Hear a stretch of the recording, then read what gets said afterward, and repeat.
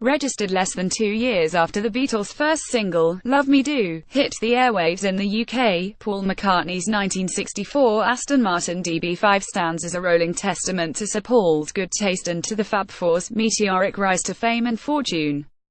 Like most scruffy young lads of the era, the Beatles held a keen interest in automobiles from the get-go, and their newfound status as the captains of a cash-printing pop culture phenomenon enabled their passions. Although overshadowed by his well-documented 1966 db6, not to mention bandmate John Lennon's psychedelic 1965 Rolls-Royce Phantom V, the db5 currently headed to Bonham's auction in London on December 2 is widely believed to have been Macca's first Aston. Bearing the chassis number db51653R, the 4.0-litre db5 was completed on July 3, 1964, and delivered on September 22 to McCartney's accounting firm. According to the British Motor Industry Heritage Trust BMIHT certificate, it was registered in McCartney's name for the next 6 years. While in his hands it saw regular use. Media outlets of the era spotted it around London with passengers including McCartney's then-girlfriend, actress Jane Asher, and Roger McGuinn of the Byrds. The db5 was originally finished in Sierra Blue with a black interior, and its equipment included a 5-speed ZF gearbox, chrome wheels, Marshall fog lamps, Britax seat belts, a Motorola radio, Armstrong Selectoride rear dampers, and, fittingly for a pop star, a Philips Automignon record player.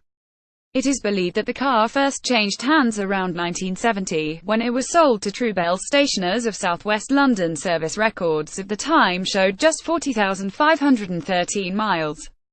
Its next owner, in 1983, was John Richard Rogers of Ilford, who sold it in 1996 to John Hardy Shannon. In 2002 the db5 landed with an unnamed British collector, who sent it off to Walter Baroni of Milan for a complete restoration, including a new Sierra Blue exterior finish and interior, followed by a new cylinder head and a brake system overhaul performed in the UK.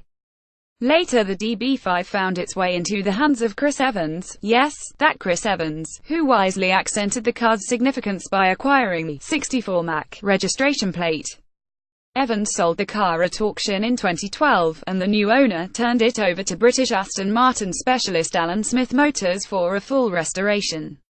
The car was entirely disassembled and reconditioned, with the goal to restore the vehicle to a standard that the Bonham's auction house describes as, at least as good, if not exceeding, that achieved by the factory when the car was built.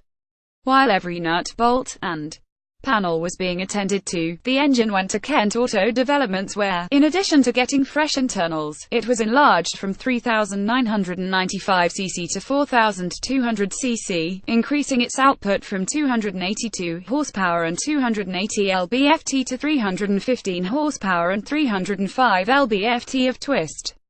At some point, the decision was made to repaint Aston Martin in the iconic silver birch of James Bond db5 fame and to replace the black factory interior with mulberry leather. Not to discount the cultural significance of Ian Fleming's 007, but we've reached the point where it would seem the legacy of the Beatles is at least as impactful and therefore worthy of its own colour scheme. Whatever the colour, the car's provenance is well documented. The sale of the vehicle will be accompanied by a guarantee, a V5C registration form, current Ministry of Transport and BMIHT certificates, copies of invoices for recent restoration work, and a full-color, 141-page book documenting the db5's restoration and celebrity ownership.